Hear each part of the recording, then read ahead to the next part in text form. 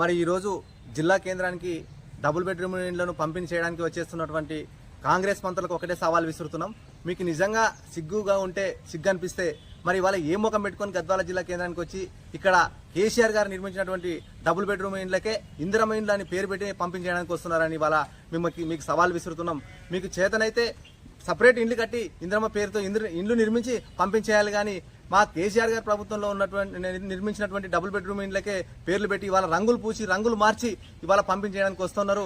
మరి మేము ఒకటే డిమాండ్ చేస్తా ఉన్నాం, ఇక్కడ ఉన్న గద్వాల ఎమ్మెల్యేకి కూడా మరి ఆ రోజు ఇదే ఎమ్మెల్యే బీఆర్ఎస్ పార్టీలో ఉన్నప్పుడే కదా కేసీఆర్ గారి నాయకత్వంలో మరి 1270 డబుల్ బెడ్రూమ్ నిర్మించి పంపించేయడానికి సిద్ధంగా ఉన్న వాటిని ఆ రోజు ఎందుకు పంపిణీ చేయలేదు?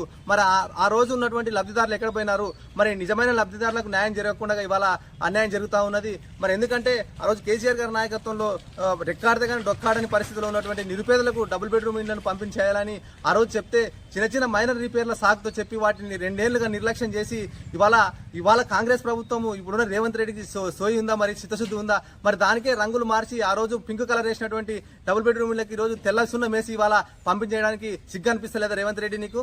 మరి పదే కేసీఆర్ గారిని అనవాళ్ళు లేకుండా చేస్తున్నటువంటి నీవు ఈ రోజు మరి ఏ ముఖం పెట్టుకుని అదే కేసీఆర్ గారు నిర్మించినటువంటి డబుల్ బెడ్రూమ్ ఇళ్లను మరి పంపించేయడానికి వస్తున్నావు కదా? ఇవి కాదా కేసీఆర్ గారి అనవాళ్ళు? మరి అదే విధంగా మరి 1270 డబుల్ బెడ్రూమ్లు ఉంటే ఈ రోజు కేవలం 715 డబుల్ బెడ్రూమ్లు ఇళ్ళని పంపిణీ చేయడానికి సిద్ధం అవుతున్నారు. మరి అందులో కూడా 687 మందికి ఇవ్వడానికి సిద్ధంగా ఉన్నారు. అంటే దాదాపు ఇంకా 84 మంది పేర్లు గల్లంతైనాయని ఇవాళ లబ్ధిదారులు అయోమయంలో ఉన్న పరిస్థితి. మరి చూస్తా ఉన్నాం, ఇప్పుడున్న ఎమ్మెల్యే కూడా ఇక్కడ మరి గతంలో బీఆర్ఎస్ పార్టీలో ఉండి బిఫా మీద గెలిచి మళ్ళీ ఇప్పుడు కూడా బీఆర్ఎస్ పార్టీ బిఫా మీద గెలిచినటువంటి ఎమ్మెల్యే కాంగ్రెస్ లేకపోయి ఇవాళ ఏ రకంగా మరి లబ్ధిదారులను ఎన్నిక చేసి మరి పంపిణీ చేస్తున్నాడో ఇవాళ నడిగడ్డ ప్రజలకు చెప్పాలని డిమాండ్ చేస్తా ఉన్నాం.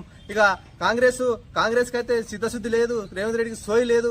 మరి సోయి లేకుండా ఇవాళ కేసీఆర్ గారు నిర్మించినటువంటి డబుల్ బెడ్రూమ్ ఇండ్లకి రంగులు పూసి రంగులు మార్చి ఇవాళ అతుత్సాహంగా కాంగ్రెస్ నాయకులు జిల్లాలో అతుత్సాహంగా మరి బ్యానర్లలో కట్టుకొని మా సీఎం కేసీఆర్ గారు ఆ రోజు మాజీ ముఖ్యమంత్రి నిర్మించినటువంటి డబుల్ బెడ్రూమ్ ఇండ్లకే వాటిని ఇందిరమ్మ ఇండ్లుగా పేర్లు మార్చి ఇవాళ పంపించడానికి వస్తున్నటువంటి కాంగ్రెస్ ప్రభుత్వానికి నిజంగా బుద్ధి లేదని ఇవాళ ప్రజలు అనుకుంటున్నారు. కాబట్టి ఖచ్చితంగా మీకు చిత్తశుద్ధి ఉంటే కేసీఆర్ గారికి ధీటుగా మరి పక్కగా డబుల్ బెడ్రూమ్ నిర్మించి మరి మీ ఇందిరమ్మ పేర్లు పెట్టుకుని ఇవ్వాలని డిమాండ్ చేస్తారు.